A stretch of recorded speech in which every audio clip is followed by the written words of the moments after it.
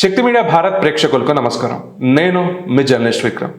Friends, Telangana రాష్ట్రంలో కాషాయ జెండా ఎగరబోతుందా? భారతీయ జనతా పార్టీ ఇక్కడ రాజ్యాధికారం చేపట్టబోతుందా? ఇక్కడ మన బీజేపీ సీఎం చూడబోతున్నామా? దానికి నిన్న పటాపంచలు చేసుకుంటూ బహిరంగ సభలో రేవంత్ రెడ్డి గారు ఒక సెన్సేషనల్ స్టేట్మెంట్ ఇచ్చారు. అసలు మనం చూసుకుంటే రేవంత్ రెడ్డి గారు వచ్చేసరికి కాంగ్రెస్ నాయకుడు కదా, ఇక్కడ బీజేపీకి ఎందుకు సపోర్ట్ చేస్తున్నారు? అసలు బీజేపీ సీఎం ఎలా అవుతాడని చెప్పేసి నువ్వు అంటున్నావు విక్రమ్ అని చెప్పేసి మీరు అనుకోవచ్చు. కానీ స్వయంగా రేవంత్ రెడ్డి గారు చెప్పిన మాటలు వింటే దీంట్లో అతిశయోక్తి లేదు మిత్రులారా. ఒకసారి రేవంత్ రెడ్డి గారు ఏం మాట్లాడారో ఒకసారి వీడియో ప్లే అవుతుంది, చూడండి. నిన్నమాను ఒక ఆయన వచ్చిండు, నవీనో నమోనాను, ఆయన పేరు ఏందో నాకైతే మొత్తం తెలియదు. కానీ ఇంకా ఆయన వచ్చి చెప్తుండు వచ్చేది మాదే అని. ఏంది వచ్చేది మీది? పన్లీగులో పట్టించాలి. వెస్ట్ బెంగాల్ వచ్చింది వస్తాను, వెస్ట్ బెంగాల్ 15 ఏళ్ళు పట్టింది. తెలంగాణలో కూడా గదే గదే అవుతుంది మీకు. ఆడేనో మమతా బెనర్జీ గారు కాబట్టి మీ పప్పులు ఉడికినాయి. ఈడ మా వాళ్ళు అందరు ఉన్నారు, ఈయనే ఉన్నారు, దంచుతారు. చూశారు కదా, ఇక్కడ రేవంత్ రెడ్డి గారు మాట్లాడుతూ సెటారికల్గా నితిన్ నబీనో నువ్వునో అనుకుంటాం, ఇక్కడ పల్లెలు చెక్కలో పల్లెలు ఇక్కిలించుకుంటానో ఇట్లా అనుకుంటా మాట్లాడడం జరిగింది. కానీ రేవంత్ రెడ్డి గారు ఒక మాట చెప్పారు. బెంగాల్ రాష్ట్రంలో 15 సంవత్సరాలు ఇక్కడ బీజేపీ కష్టపడితే అక్కడ అధికారం వచ్చింది. ఇక్కడ భారతీయ జనతా పార్టీ కూడా 15 సంవత్సరాలు కష్టపడితే ఇక్కడ అధికారం చేపట్టబోతుంది అని చెప్పేసి వారు ఒక డైరెక్ట్ స్టేట్మెంట్ ఇవ్వడం జరిగింది కాంగ్రెస్ పార్టీ నాయకుల మధ్యలో ఒక సీఎం హోదాలో. అది కూడా నిన్న బటన్లు కొట్టుకుంటూ అక్కడ రైతు భరోసా ఒక రైతుల వేదికగా చెప్పడం జరిగింది. ఇక్కడ బెంగాల్లో 15 సంవత్సరాలు అన్నాడు కదా, మరి తెలంగాణలో ఎట్లయితుంది అని చెప్పేసి మీరు నన్ను క్వశ్చన్ చేయొచ్చు. అయితే ఇక్కడ మన తెలంగాణ రాష్ట్రం చూసుకుంటే ఇక్కడ ఎలక్షన్ హియరింగ్ అంటే ఎలక్షన్ టర్మ్స్ మనం చూసుకుందాం. ఒక టర్మ్ వచ్చేసరికి 5 years మినిమం ఉంటుంది. అంటే వాళ్ళు ముందెళ్ళినా తర్వాత వెళ్ళినా అది మనకి కౌంట్లో ఉండదు. కానీ ఒక టర్మ్ బేసిక్గా మనం చూస్తాం. అంటే ఇక్కడ రేవంత్ రెడ్డి గారు చెప్పినట్టు 3 టర్మ్స్ ఆఫ్ ఇక్కడ భారతీయ జనతా పార్టీ కష్టపడితే బెంగాల్లో ఈ 3 టర్మ్స్లో అక్కడ 16th year అంటే ఈ 3 టర్మ్స్ తర్వాత అధికారంలో వచ్చింది అని చెప్పేసి వారు మాట్లాడడం జరిగింది. ఇక్కడ మనం డీకోడ్ చేసుకుంటే కేసీఆర్ గారు వచ్చేసరికి 2 టర్మ్స్ అంటే 10 years, అండ్ ఇప్పుడు రేవంత్ రెడ్డి గారు పర్సూయింగ్ 5 years అంటే ఇక్కడ 15 years. అంటే ఇక్కడ భారతీయ జనతా పార్టీ 2028లో నిజంగా తెలంగాణ రాష్ట్రంలో అధికారం చేపట్టబోతుందని ఇతను జోస్యం చెప్పడం జరిగింది. నిజంగా ఒకసారి డీకోడ్ చేయండి ఫ్రెండ్స్. ఇతను చెప్పింది 15 సంవత్సరాలు బెంగాల్లో, 15 సంవత్సరాలు తెలంగాణలో. ఇక్కడ రాబోతుంది రామరాజ్యం అనుకుంటూ ఒక ఏవీపీ ఎక్స్ కార్యకర్తగా తను చెప్పడం జరిగింది. దానికి తగ్గట్టే భారతీయ జనతా పార్టీ క్యాడర్ కూడా పనిచేస్తుంది.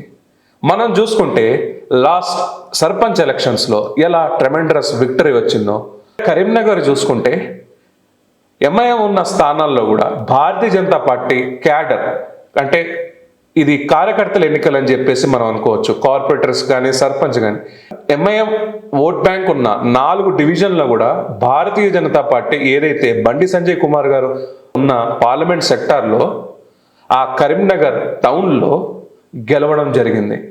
దారుసలాంని కూడా టింకు అనే ఒక క్యాండిడేట్ అక్కడ గెలవడం జరిగిందంట.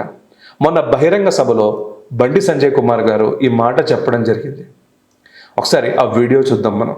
కరీంనగర్లో దారుసలాం ఉందన్నమాట. కరీంనగర్లో అక్కడ ఎంఏ పార్టీ తప్ప వేరే వాళ్ళు హిందువులు గెలుస్తారని చెప్పి ఏ క్వశ్చన్ ఎంఏ పార్టీ ఉంటే ఎవరు ఉంచారు.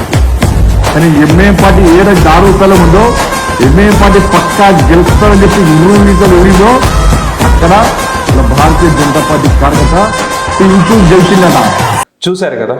ఇప్పుడు నెక్స్ట్ బండి సంజయ్ కుమార్ గారు వచ్చేసరికి ఏమని టార్గెట్ ఇచ్చాడు మొన్న వరంగల్ సభలో అంటే Warangal GHMC and greater Hyderabad కూడా భాజపా ఖాతాలో ఉండబోతుంది. ఇక్కడ ఇంకో 2 మేయర్లు మనం చూడబోతున్నాం తెలంగాణ రాష్ట్రంలో అన్నాడు.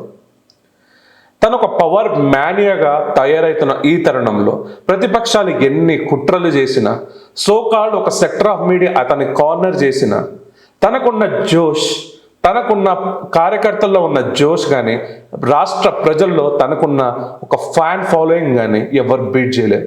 నిన్న నిజంగా హనుమకొండ సభలో వారు వస్తుంటే అక్కడ ప్రజలు కానీ కార్యకర్తలు కానీ ఎలా చీర్స్ చేశారో ఒకసారి చూద్దాం. మన యొక్క హోంశాఖ సహాయ మాత్యులు మాజీ రాష్ట్ర అధ్యక్షులు శ్రీ బండి సంజయ్ కుమార్ గారిని వేదికపైకి రావాల్సిందిగా కోరుతున్నాను.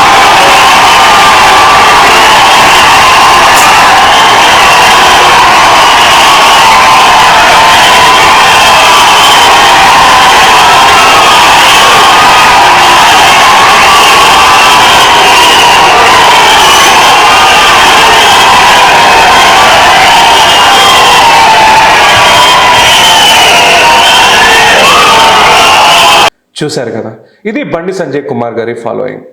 అండ్ అప్కమింగ్ డేస్లో ఇక్కడ భారతీయ జనతా పార్టీ రాష్ట్ర అధ్యక్షులుగా ఎలక్షన్ అయ్యేంత వరకు బండి సంజయ్ కుమార్ గారు రాబోతున్నారని చెప్పేసి ఇక్కడ ఢిల్లీ సర్కిల్స్లో ఉన్న ఒక టాక్.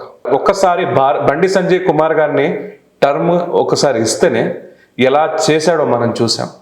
ప్రజా సంగ్రామ యాత్రలే కానివ్వండి, ఇక్కడ హర్తాల్సే కానివ్వండి, ప్రతి దాని మీద రైతుల విషయమే కానివ్వండి, ఆర్టీసీ డ్రైవర్ల మీదనే కానీ, టీచర్స్ పోస్టింగ్ల మీదనే కానివ్వండి, ఇలా చేసుకుంటూ పోతూ ఎన్నిసార్లు జైలుకు వెళ్ళాడో కూడా మనం చూసాం. అధికారంలో సెంటర్లో ఉన్న బీజేపీ, ఆ బీజేపీ పార్టీ ఉన్నంగా కూడా ఒక ఎంపీగా ఉండి ఎన్నిసార్లు ఇక్కడ కక్షపూర్వక కేసులు పెట్టి అతన్ని జైల్లోకి పంపించారో కూడా మనం చూసాం. సో ఇక్కడ భారతీయ జనతా పార్టీ క్యాడర్కి అండ్ బండి సంజయ్ లాంటి ఒక నాయకుడు ఒక లీడింగ్ పొజిషన్లో ఉంటే ఇక్కడ భారతీయ జనతా పార్టీ నిజంగా 2028లో అధికారం చేపట్టబోతుందని చెప్పేసి రేవంత్ రెడ్డి గారి జోస్యం ఏదైతే చెప్పారో ఆ జోస్యం ఫలిస్తుందని చెప్పేసి ఇక్కడ పొలిటికల్ సర్కిల్స్లో అండ్ పొలిటికల్ అనాలిసిస్ చేసేవారు అనుకుంటున్నారు. మీ అభిప్రాయం ఏందో కామెంట్స్ రూపంలో చెప్పండి. ఈ వీడియో కానీ మీకు నచ్చినట్టయితే ఫ్రెండ్స్ లైక్, షేర్ అండ్ మన ఛానల్ని సబ్స్క్రైబ్ చేసి మరియు మెంబర్షిప్స్ కూడా తీసుకోవాల్సిందిగా కోరుకుంటున్నాం. జై హింద్, జై భారత్.